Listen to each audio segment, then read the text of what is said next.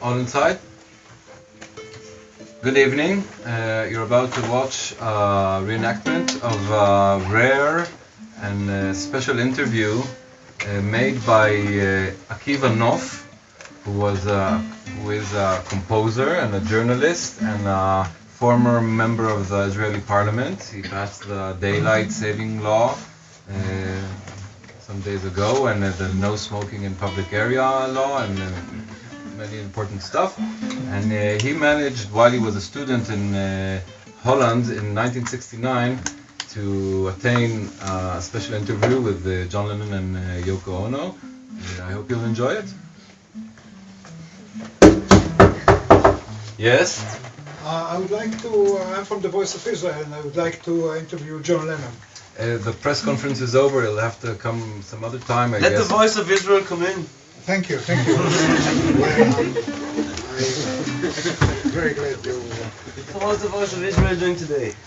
The Voice of Israel is always well, and they in Israel they do admire you singing. So they will be very interested in this interview, but I feel a little bit strange that I will be dressed up so formally while you are... Let the Voice of Israel join us in bed? May I put a pajama? You always walk around with your pajamas. Well, you know, I'm studying and I'm roaming around, and if I would be Brigitte Bardot, I would be with the Chanel 5. But in this case, I just use my pajama. Make yourself at home. Thank you. It's a nice pajama for the Voice of Israel. Well, it's white and blue, of course. Where are the other Beatles? I don't know, you have to ask them, We're different people, Are you? John Lennon. He's John Lennon. So you are proud that he's the only one. Okay, so I'll pop into the bed, and now we may have... of course, the main thing. Where is the... would you speak to the microphone, please? This is the original one.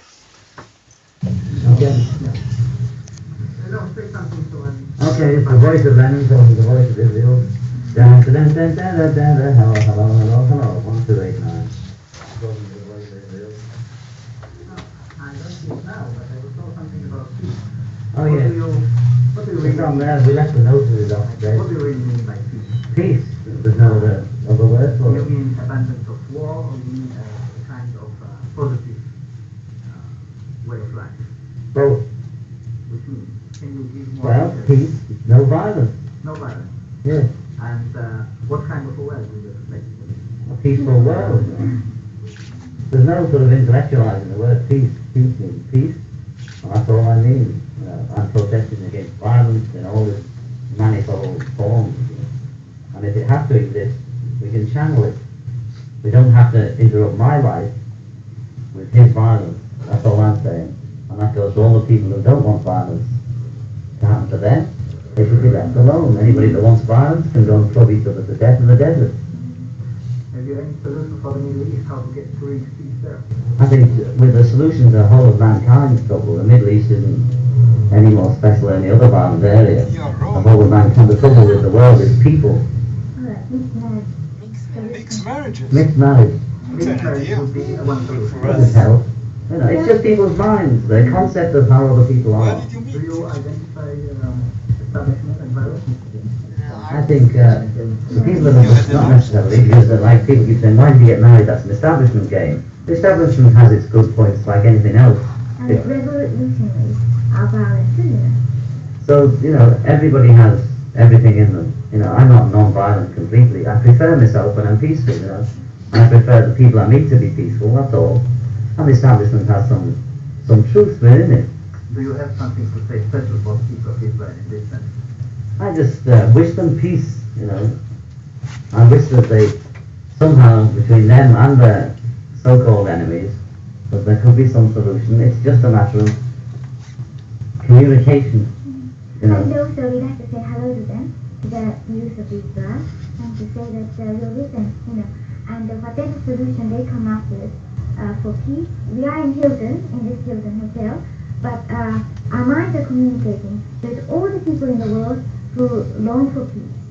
Well, you speak now about actually for the youngers in the name of the young people. To them, not for them. No, not for them. Altogether. Don't you feel from sometimes quite a miserable feeling of, well, one day we are going to be old too?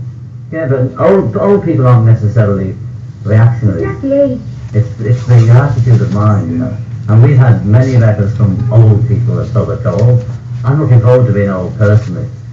And we've had many letters from people of all ages and all races who understand what we're doing and wish us well and have maybe been inspired a bit by what we're doing to do something similar. All we're saying about it, instead of sitting around talking about peace, do something about it. Even if it's stick a funny nose on your face, a blue nose, and dance in the street. As long as it doesn't interfere with the other people, the establishment, that's just a word to use, isn't it? They, whoever they are, know the game of violence inside out. They've been playing it for millions of years. So we never beat them with violence. They'd welcome that. They can handle violence easily, but they can't handle peace, and they can't handle humour. So humor is one of the ways of... It's a very powerful weapon. Which are the other ones? I don't know, just non-violence, Akiva, last time you met John Lennon was about, 45 years ago. No, I'm only 30. How could And John, you've been dead for quite a while. Unfortunately. And just Welcome I thought, to Emirates, John, the late John. I thought perhaps, that this is your kind of last opportunity to perhaps ask John Lennon some questions from your I'd like to be asking the questions more mature this time perspective. around, But before it, let me understand. You are coming from hell or from heaven? There's no one left in hell and there's no one going to heaven. Where are they? You'll have to find out when the day comes. I hope in many more years, Akiva. Many more years, thank you. But I'm wondering, because someone tells me that you were a parliamentarian after we met. That's right. You were in the Israeli parliament no less than 3 times. So I'm thinking, did I inspire you to give peace a chance? You did inspire me, even though I hope I had it in advance, but you gave me a good push, and I hope I realized it when I was in power. So how can you explain there's been nothing but violence for the last 40 years? Because it takes two for having peace, and we Israelis, we Zionists, are trying very hard to get peace. There is place for everyone here. It was a desert. We made it. We made it. So there's no responsibility whatsoever on the Israeli side, insofar as you're concerned. It sounds awkward, but that's right. The responsibility mostly on the other side. The fact is that when we established the state, the declaration of state was we are willing to live with peace with the Arab neighbors, with people, with Arabs in Israel. But the very first Are day, you willing to compromise in any kind of way? Are you willing to give up territory, for example? Are you willing to we divide the land? gave up territory lately in Tsarim and Kvardarum, the Gaza, hoping that they will continue to cultivate the place as we did before. The morning after, it was What a would you basis, be actually willing to do for peace? well, to give all rights for Arab in Israel, and to have the status quo building. First of all, peace would come. It's not a word. Peace is reality. So if we can have mutual factories, mutual industries, mutual agriculture, mutual surrounding environment projects, then it will grow up from down up, because just signing a piece of paper and the next day it wouldn't be agreed again. This doesn't make it. Well, you're still around, the voice of Israel, Akiva, and you can still make it happen. So try and do. That's what we were trying to do. We're trying to do something, You did, but you did it in wording. Now we have to do it in practice, and practice is not always like wording. It's important to speak about it, but you have to have conditions, certain reality. You don't have to fool yourself, and you have to study from your own history. The one Do you think it was foolish for us to be doing these things? Oh, Looking no, back, no. Did you think it had an effect? I think you had a very large contribution, but now try to do it on the other with our partners. Try to do it in the Arab states. So, and in the interview, you asked me, you say, don't you have sometimes the fear of becoming an old person, of going old? And I never, really became that old. But, you're still around. So, is it something to fear? Is it something to fear? First of all, I'm very sorry about what happened to you. Me too, By the way, I didn't congratulate you. This is your wedding. This is your honeymoon, isn't it? Here now. Yes. Yeah. Yes, it was.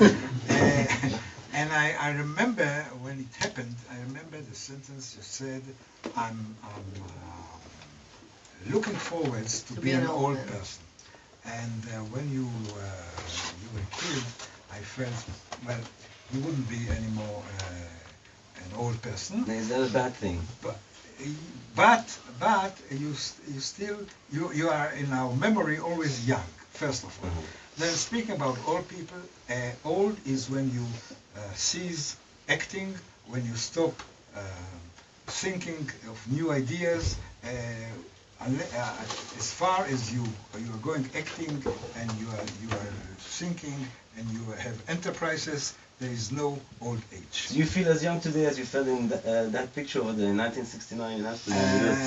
That's for you to judge, but I do hope, and the fact is, I mean, if I wouldn't be the same person, I wouldn't be now here in this room. And is it a little bit similar to what he was then? We are trying to reconstruct it again, but I mean, the atmosphere then was. First of all, I must say, John Lennon was a very. You are very. Yes, here I am. You are a very charismatic person. I met some people in my life. I think, if not to be exaggerating, you are at least one of the most charismatic persons I ever met. And even when you spoke the most foolish things, you said it in such a convincing and way that one would be moved by that. Yes, what was the question? I just hope it had more effect, because the boys up here, they're quite worried about what's happening in Jerusalem and in Israel in general, Well, this is exactly another example of what's happening now in Jerusalem. Speaking about peace, we actually gave a very large concession by the fact that Jews who all generation wanted to come back to Zion, to Jerusalem, they now gave a concession that actually they cannot pray on Mount Temple. But I'll tell you a secret, Akiva. God, who I'm in a daily contact with, he doesn't give a shit where you pray. You can pray on that mountain, you can pray on this mountain. That's all the same. It's all the same to him, Yes. It's not worth losing anybody's life over. But according to our belief, it was God who told. Maybe it's time to change some of these beliefs. Who told King Solomon, build me a house. Well, and this is a symbol. I mean, the symbol is. I mean, it doesn't matter where you pray, of course. And this is the idea of Judaism.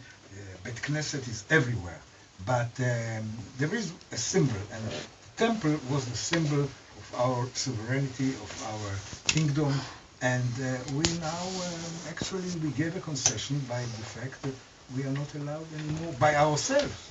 We are not allowed to pray on the mountain of temple. Not worth losing anybody's life over any of these symbols, Akiva. Yes, that's right. But why is it always directed to our side and never directed I don't think to the it other is. side? I don't think it is. Well, in this sense, we are back to differ. Akiva, John has to go back to heaven soon, and perhaps you have a last question or a last request to him? Yes, would you like to sing a song for the Israeli audience?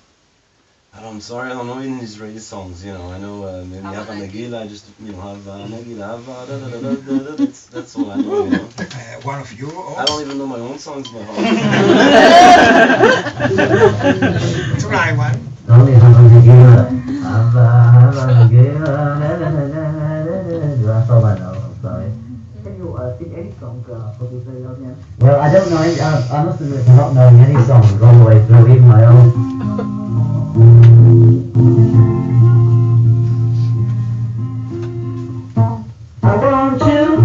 I want you so bad, babe.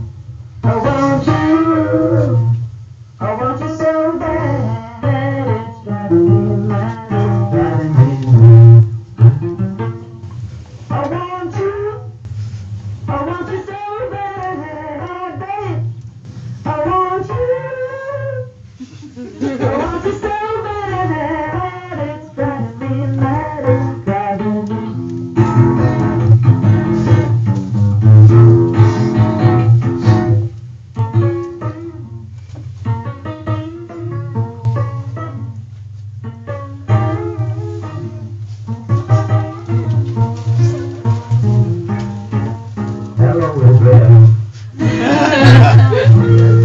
That's beautiful.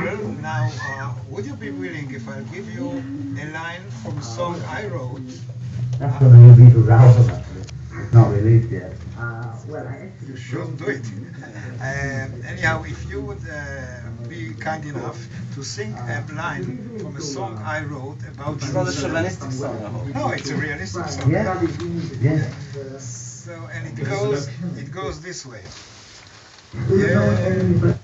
ירושלים נשבענו כולם, לא נפקירך עוד מכאן עד עולם. Very musical you are. ירושלים נשבענו, לא נפקירך עוד מכאן עד עולם.